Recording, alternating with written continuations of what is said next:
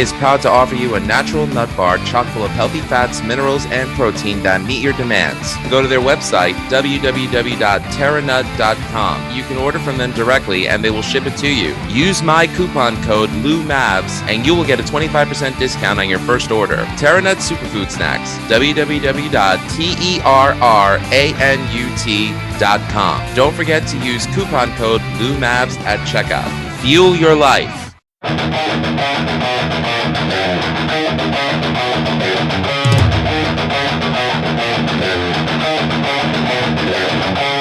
are ready and waiting for you now. If it's a fight that you deceive, we've acquired our strength through pain. No more are we pathetic and you are the reason why we claim that we've all become this way.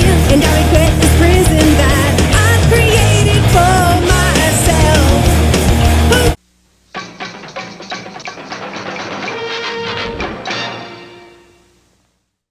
Music is Live Podcast. This is your host, Lou Mavs. Check out everything you need to know about the show over at musicisLivepodcast.com. I have a huge announcement to make. I have a co-host now, someone who is welcome on my show anytime I have any guests that are not death metal or hardcore. But regardless, this is someone who has been a friend of me for almost 20 years. We both worked at Viacom together. I am far removed from that industry, but she's still in it. And I pray to God that she makes it out every day.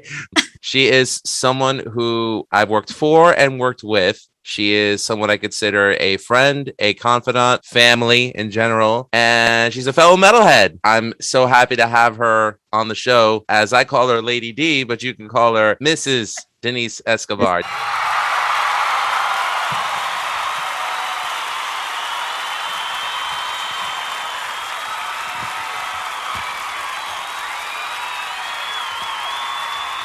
Denise, how are you?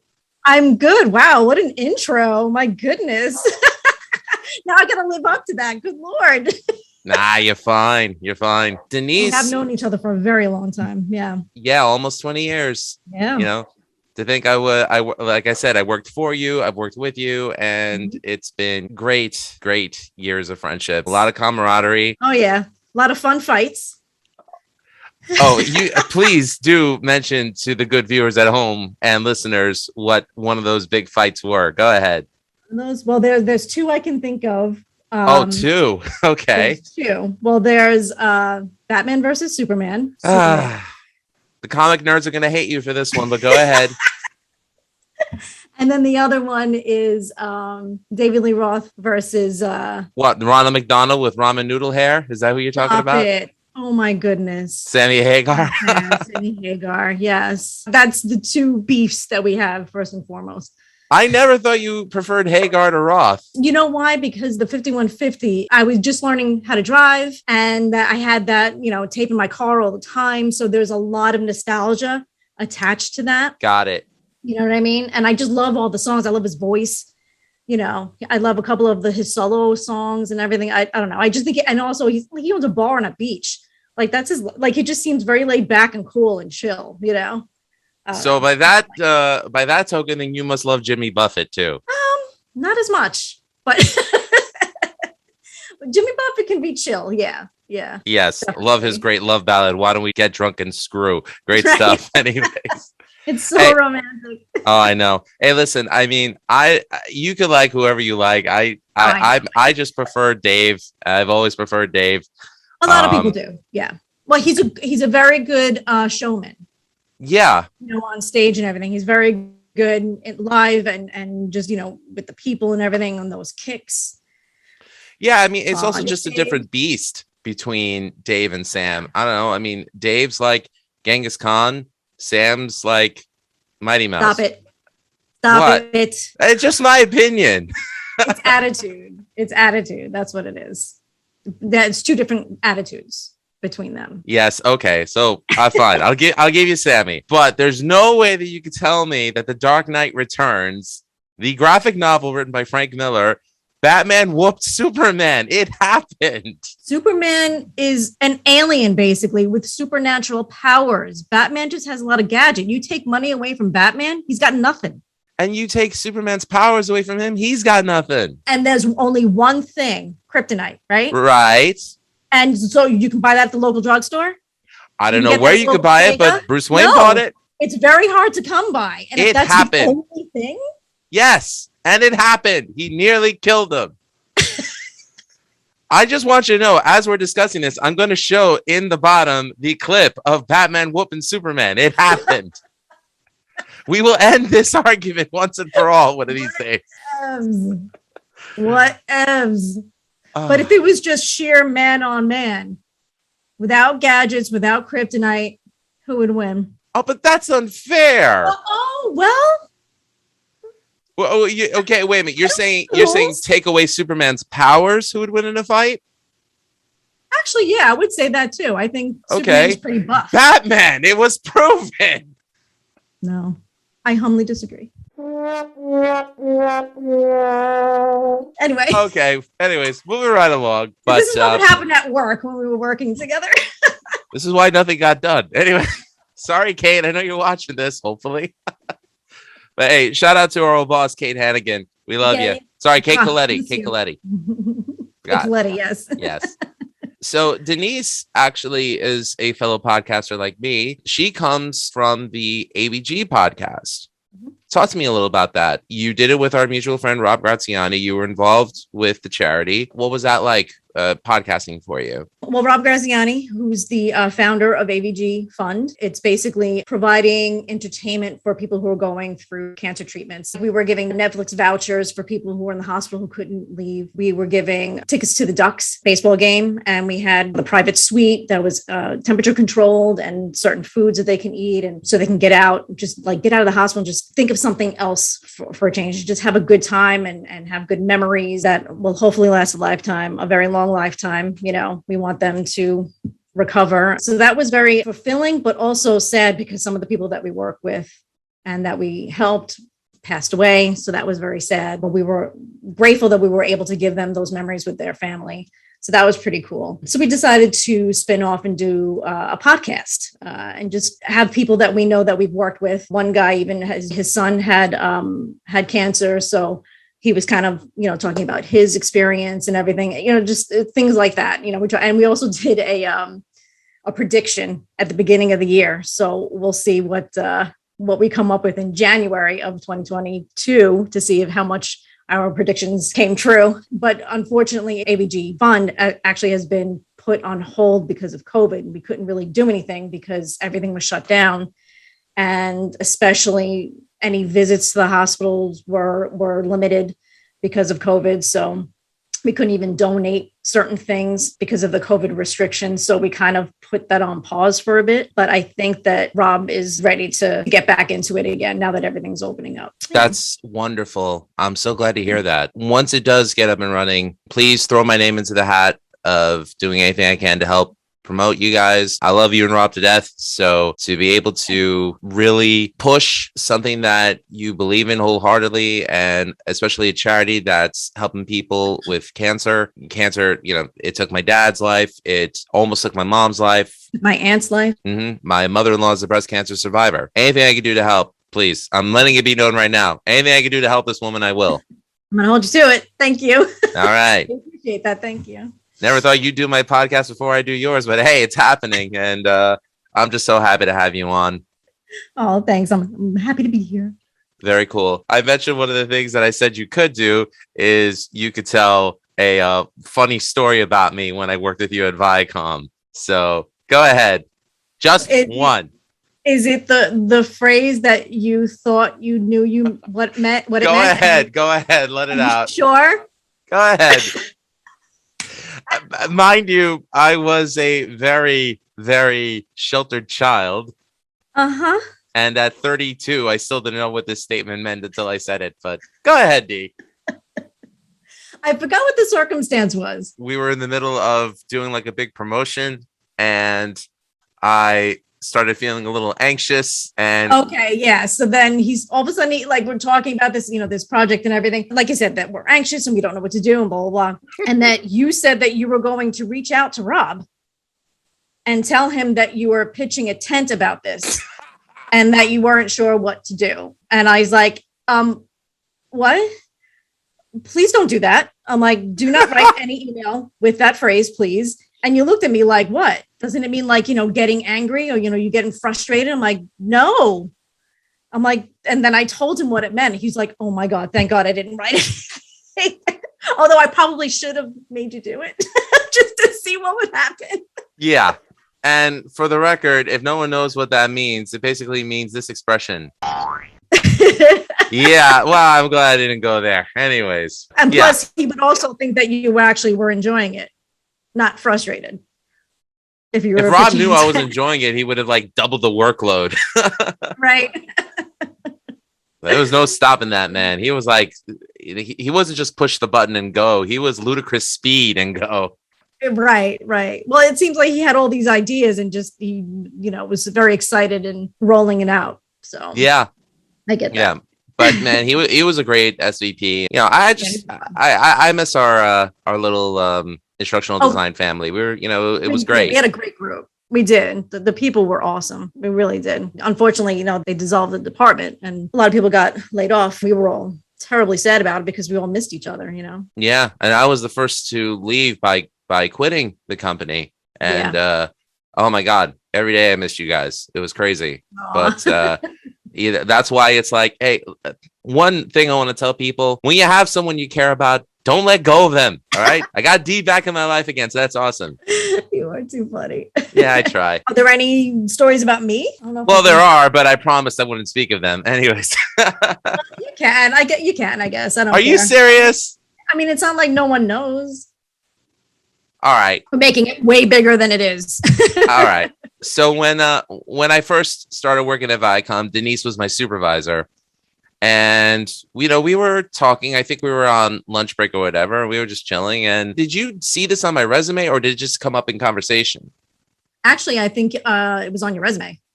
Right. Because I had posted on my resume that I was a production assistant for a month at Troma, the longest running independent New York film studio. She asked me, what film did I work on? And I said, it was Terra Firma. And she said, I was in that film.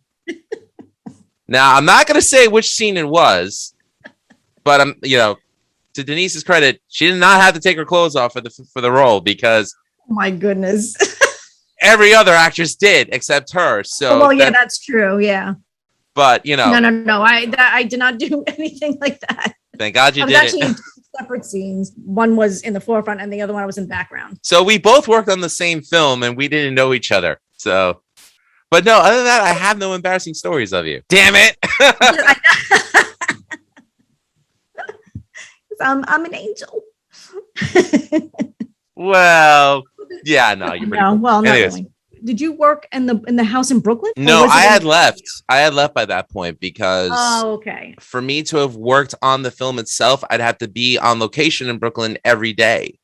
And at the time I was 17 years old. I just graduated high school and I was working part-time at Lecter's. I was saving up money to buy books for college. So I didn't get to work on the actual production. I worked in pre-production, which is why my name is not on the credits. But epilogue, my name finally did get into the credit of a Troma film. Which one? Return to Nukem High, aka Volume 2. I was one of the crowdfunders for it. So I donated $50. I was like, if I have to pay my way to get up my name on a Troma film, fine, I don't care. And I did. And Lloyd Kaufman sent an autographed Blu-ray copy of it. And I got the scripts. And, I got some cool, because Kickstarter, they incentivize you to donate. So, yeah, I'm happy. So that's cool. Cool. All right. Yeah, my friend Ralph, actually, his band Thrash or Die, they're on the soundtrack for the film. They do the theme. So, nice. To be able to be on a film with him and to say that Lemmy from Motorhead was in a film that you could find our names on, it's like bucket list right there. So I can't complain. We are going to talk about our 10 favorite Def Leppard songs. Now, this does not mean the best 10 Def Leppard songs. This means our personal 10 favorite Def Leppard songs. So fanboys out there, if you don't hear Photograph or Pour Some Sugar on Me on any of these lists, calm down. And we're not unvalidating you. We're just saying these are our 10 favorites. It's bad enough I got enough hate on TikTok for not having Stevie Ray Vaughan on my top 10 favorites. I said, and I kept telling them, I didn't say greatest ever. I said my favorites. Right. Well, why isn't that your favorite? I don't know. Must be everybody's favorite. Because Steve Clark made it to number 7. I'm sorry. Nice. Oh. So yes, our 10 favorites. So how far back does your love for Def Leppard go? Well, it's funny because when I was looking through all the songs and everything, I was realizing, because I thought it would be Hysteria, to be honest with you, because again, that was when I was a teenager and I was just getting into metal and stuff like that. It's the nostalgia part of it. And, Hysteria had come out when I was still in high school. And I thought that I would be pulling a lot of songs from that album. And I actually didn't. A lot of my favorites are off of Pyromania. And I didn't realize how many. I actually liked them before I liked them. Do you know what I mean? Like I liked their earlier stuff more than when I first discovered them. If that makes any sense. No, it makes a lot of sense. I discovered them when Pyromania first came out. So we're talking about 83, 84, when they were on their first huge wave of success.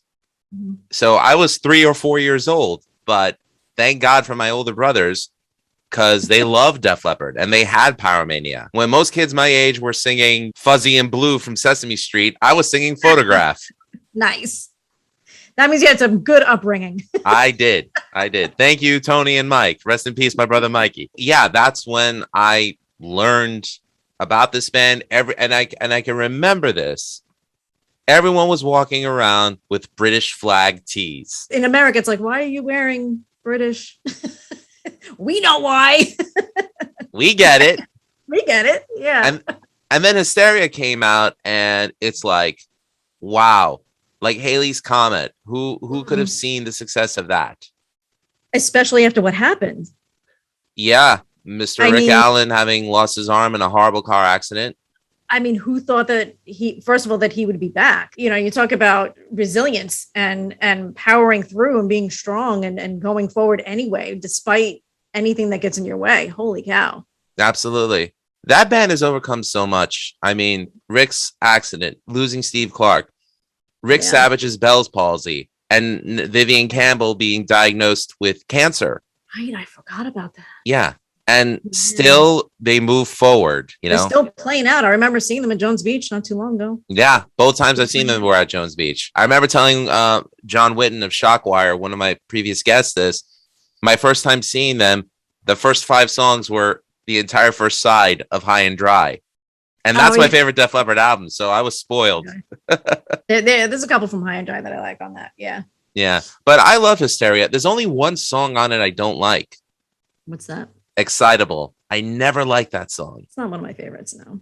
I feel like if you replace it with any of the B-sides, even their ridiculous cover of Release Me from Engelbert Humperdinck, it would have been a better album.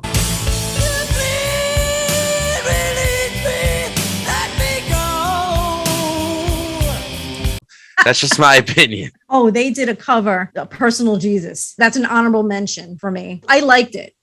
Did you like that cover? I didn't mind it so much. I thought it was. I mean, I love the song. I love the Depeche Mode song. So, the only and it was close to it, but just a little bit more rock. Def Leppard-ish. Yeah. Right, guitar driven. Yeah. Yeah. No, it was good. Wow, I actually don't have an honorable mention, but I can think of one, so that's okay. I have a few actually. All right. So until we get to number 1, we'll, then we can throw out our honorable mentions. But you, my friend, Lady Dee, you have the floor. What is your number 10 song? My number 10. Okay. She's Too Tough. From Retroactive. That's a great one. Yeah. I just love it. Just the chorus and everything. And that's one of the things I love about Def Leppard. Their choruses are like, you just want to sing along and like, you know what I mean? They get you pumped. So I like most of those type of movies. Not so many ballads, but those type of songs I like. That is a great one. I even heard the Helix version of it. Do you remember the band Helix? Yes, I remember Helix, but I never heard that version. Yeah. Oh, I should check it out.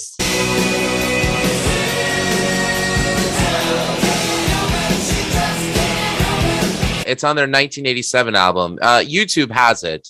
So okay. It's check it out. It sounds like a Helix song. But then you hear the Def Leppard song and you're like the Def Leppard version, you're like, oh, okay.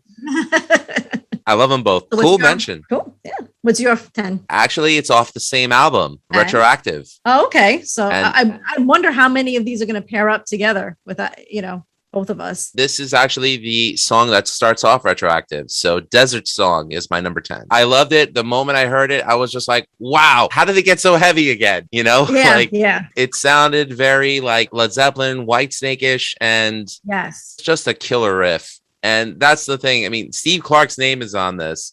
All the respect to Phil Collin and Pete Willis, but Steve was the riff master. So good stuff. Yeah, their first album, actually, Joe Elliott's voice in a lot of the songs is much lower. Yeah. His voice got higher, or doing like the scream rock, the scream sing. Yeah. Mutt Lang pushed him on High and Dry. Yeah. Which is why I say High and Dry is the greatest sounded. album that AC/DC never released. Right. Because it's like he was pushing them to create like Back in Black Jr., but such a killer record. Yeah, he pushed him to do that. And he sounds good on both. Oh yeah. But the high is really, that's their sound. I feel like that's their signature sound, the high. Definitely, which is why they pretty much avoid On Through the Night like the plague at this point. Which is a shame. I love that album. But anyways, number 9. Number 9 is Stage Fright. Good one. Right? I love that song. Love that song. That The probably should be pushed up.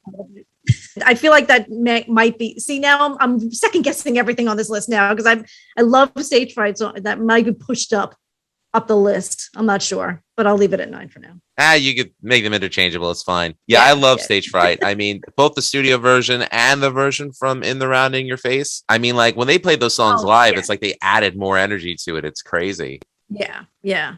I mean, they sound really good live. Not many bands can say that. Definitely. My number 9 is actually off of their most recent effort, their self-titled album, and the song is Dangerous. Dangerous. Okay.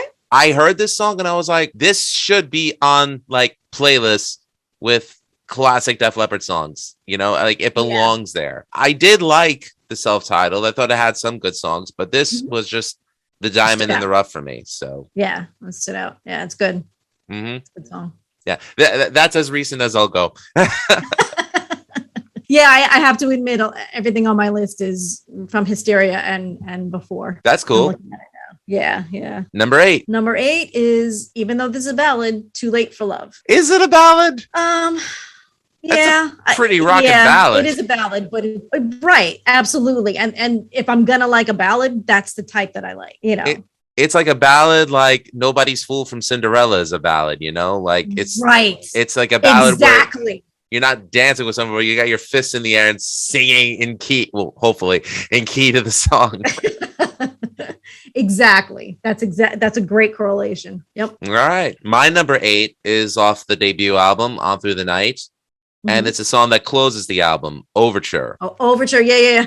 So I listened to On Through the Night for the first time ever. I got the cassette for Christmas in 91. So Steve Clark had already passed away. And I thought Def Leppard was done. I didn't even know they were recording Adrenalize at the time. My brother got me On Through the Night on cassette. So now my collection was complete. I had the first 4 cassettes. That's right, kids. Remember cassettes? And I heard On Through the Night. I'm like, this is Def Leppard? I mean, it sounded so different from Hysteria. But I still loved every song. And there were 2 songs on it that just blew me away. One of them I haven't mentioned yet. That's further up on the list. But Overture was one of them. And I was like, wow, I didn't know they could be so epic. Right. A killer epic song. Yeah. And you can tell just by the name, Overture. It's normally an overture starts a musical. In this case, it ends it. Ended it, right?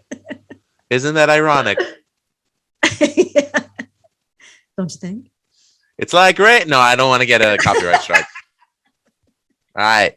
Lucky number 7. Let's Get Rocked. That is a good one. It's just a fun song to sing, and bop to. Personally, for me anyway.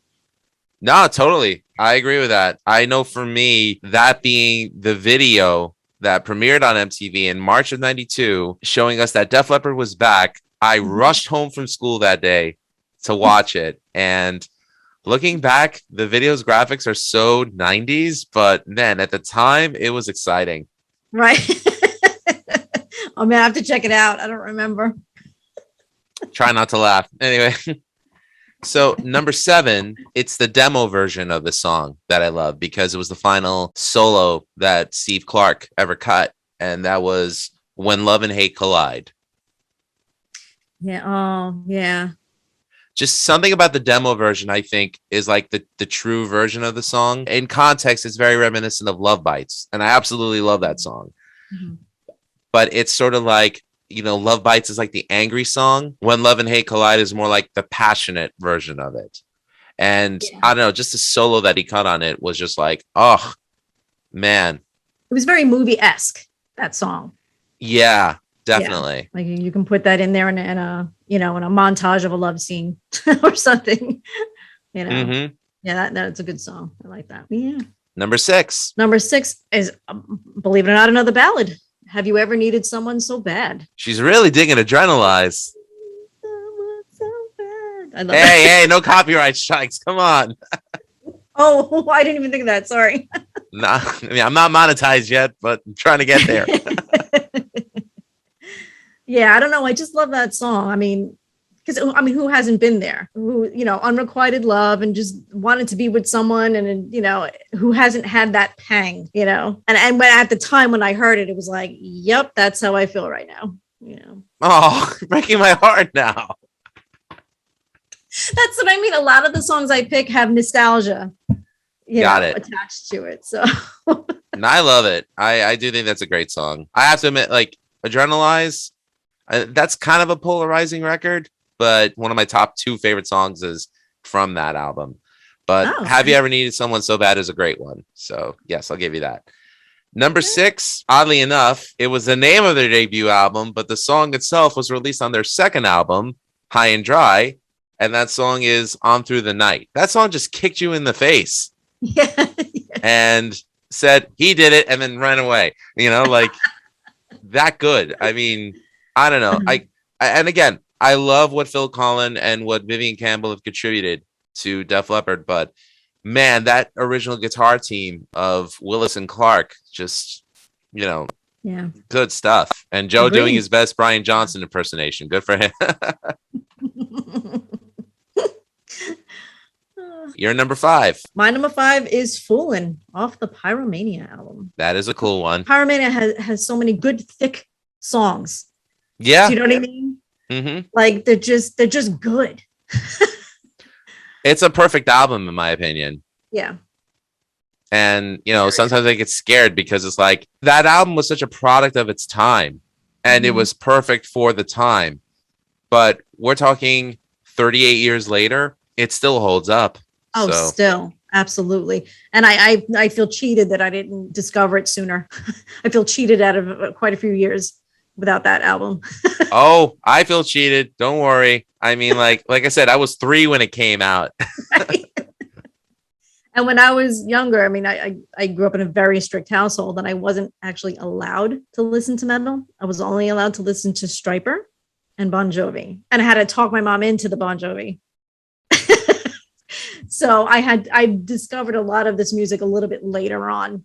Mm-hmm. I had to sneak it. I had to grab it when I could. So that's a little background about why I didn't discover Pyromania first before Hysteria. But that's quite all right. Number 5. This is actually the second song for me off of On Through the Night, and that song is Wasted. Wasted. That's got one of the greatest riffs ever written. Song. Why do I like that song? Wasted. What? I am not a drinker. I'm just kidding. This is my drug of choice. Caffeine. Caffeine. Anyway. No, but I do. I mean, when I first heard that, like I said, I was 11 years old. And I remember telling my dad, I said, Dad, I want to learn a guitar now. He said, no, I had to wait a year and a half. But, that was just like, that was it. That song was a game changer for me when I heard it, Yeah. And Steve, again, just shines on that song with his solo. It's like the only song they'll really do live from that album now. And they'll do it reluctantly. Apparently, there was a story where I think it was Joe Elliott or Phil who said one time they said, let's do Wasted. And it's like, yeah, we heard 9 people screaming for it. And then at the end of the song, there wasn't even like a round of applause. It's like no one knew the song. I'm like, how's that possible? Oh. Meanwhile, I watched a bootleg from the Euphoria tour. They played 3 seconds of it. The Japanese fans go crazy. Yeah. And it's their second to last encore of the night. And they said, because it got too much of a reaction, we're going to play the effing thing. And they did. And the Japanese fans went crazy. Now, Japanese fans, from what I heard, are, they're very quiet when they're seeing performances go on. And if they like it, applause or whatever, golf claps or whatever. No, they went crazy. So, wow. That means they must have really loved it. Yeah. Dying to, hear them perform it live one day. All right. Number 4, Lady Dee. Number 4, Photograph off the Pyromania. Wow. How original. Hey, listen, it's, like I said, I love that album. There's gonna be more. Spoiler alert. Hey, you know what? You picked She's Too Tough, so that you get street cred for that. Points. So that's cool. Nice. And I feel like Stage Fright too. Stage Fright kind of gets lost sometimes. You don't really hear people saying that they like that song. It's usually, Foolin', Photograph. Well, because people are accustomed to the hits, or they're accustomed to whatever they hear on repeat on classic rock radio. It's like, okay, like what are the 3 songs from Pyromania that were the biggest hits? Photograph, Foolin', and Rock of Ages. So you'll constantly hear them on classic rock radio. This is why I like playlists. All right, what's yours? Wait for it. Well, actually, it's off Pyromania. Nice. Number 4, the epic track, Die Hard the Hunter. That's a great one too. The crazy thing is they've only performed it on 2 tours, Hysteria and Adrenalize. I don't think they've ever performed it any other times other than that. Not even on the Pyromania tour? No, they didn't. And they played weird. Billy's Got a Gun instead, which is a great song. But yeah, no, Die Hard the Hunter was not performed on the Pyromania tour. And oddly enough, Pyromania, that was the last time they played Overture. It was on the UK tour before they began their American tour. So interesting. I wonder why. They left it off. I guess just because, they were riding the wave of High and Dry, and it was the big, volcanic explosion of Pyromania. So, Yeah, I guess. They had enough hits to play, I guess. Yeah, don't forget, by the time Pyromania came out, On Through the Night was already 4 years old. So, no, not On Through the Night, but I mean, well. But they had enough. They had enough to play. They had to cut something. Right. What I mean by that is, they released their first EP by themselves independently back in 79 that had Rocks Off, Ride Into the Sun, and Overture. So by then, it's like those songs have become old for them. So they just said, all right, let's retire it. People want to hear the new stuff, and they're still performing it. Like the majority of their stuff is from Pyromania and Hysteria. And I don't begrudge them that, but I want to hear album cuts. I don't want to fly to Vegas. They're going to play to the audience, and the audience are going to want to hear the hits. Yeah. Yeah. They're going to play to you common fans. Anyway. All right. Number 3. Bringing on the Heartbreak / Switch 625. I'll give it to you. I know. It's technically another song, but I don't care. I have always listened to it back to back. Always. It fits perfectly. It's like, it's like off the example, the Judas Priest album, Screaming for Vengeance. Mm-hmm. There's the Hellion, and then there's Electric Eye. And people say there's 2 separate songs. Well, it sounds like one to me. So I'll give you that for Bringing on the Heartbreak Switch 25. Cheater. I mean, it goes into it seamlessly. It does. Live, they play them both together, which is great. Yes, they do. That's why I consider it one song. Nothing wrong with that. All right, my number 3 is the only track from Hysteria that I have on this list. I'll let you guess what it is. Pour Some Sugar on Me? No, God. If I never hear that song again, I'll be happy. It's so ingrained in my DNA. It's like I'm hearing it now as we're talking. Oh, God. All right, I'll give you a hint. It's on side 2. I don't remember sides. All right, well, it's the epic song from Hysteria. Give up? Not Pour Some Sugar on Me? I thought That is was not an epic song. but it's like hysteria. Everyone knows that song. Everybody. I do. Well, maybe diehards only would know it, but it's Gods of War. Oh, okay. I should have known that. Duh. I should have known that. Just such a killer. Again, a killer riff, a killer song, and one of the best pre-choruses and choruses they've ever done. Holy crap. Good stuff. That's a good one. Number Yeah. 2. I don't want to say no. Why? Pour Some Sugar on Me. Okay. It is a fun song. It is a fun song. A lot of people know it. And I love bringing together people maybe that don't listen to the same genre as I do and kind of sing along. That's fine. It's like a kumbaya thing. Look, I'm happy you like it. I'm just burnt from it, but I'm happy you like it. And I get that. I totally get that. I do. But it's just a really fun song. I love it. It's like there's 3 songs I never want to hear ever again on the radio. Hotel California, Stairway to Heaven, and Freebird. And what are 3 songs you can guarantee to hear on rock radio? Those 3. Those 3. I can stand to hear Hotel California. I like hearing that. Not But the after other reading 2 I Lorelei agree. Shelley's book. The other 2, though, I agree. Yeah. All right. You can keep Stairway to Heaven. All right. So number 2 for you is Pour Some Sugar on Me. Okay. Number 2 for me is my soul selection from Adrenalize. It's the song that was dedicated to Mr. Steve Clark, and that is the epic track White Lightning. Oh, okay. Hearing that song the first time, I got the goosebumps. I still get them to this day, you know, and Phil just completely annihilates the solo on this song. So, you know, And the fact that it's dedicated to Steve Clark makes Yeah. it that much more, special. Mhm. absolutely, you I get know, that. and again, the only tour they performed this was on Adrenalize. I'm sure that it emotionally, it kills them to play it. And I think that was a real cool treat they did for fans on that tour by playing it. Yeah, that will go down in history as one of my favorites from them. So, all right, time for honorable mentions. Run Riot. Good one. That's one of mine. I said before the cover of Personal Jesus. Mhm. Love Bites, because again, the nostalgia. Mm-hmm. And it's not your typical love song, like sappy love song. It's like saying It's an angry love song. exactly. It's like Love Bites. And again, I can understand. And I bonded with that song. Mhm. Animal. But it was different sounding Mhm. than the rest of the songs. I don't know. I just liked it. All What right. about you? Any So- honorable mention? A Run Riot. You already mentioned Too Late for Love, so that's cool. I'd have to say Coming Under Fire. Okay.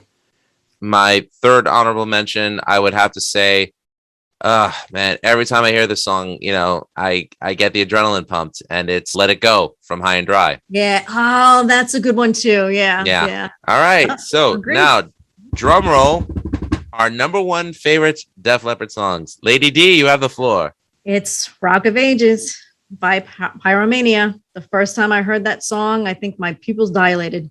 I was just like, oh, this is an awesome song. I mean, I love everything about it. The beginning, that weird, whatever he says in the beginning. Gunther, Glieben, Glaken, Gloken, whatever it is.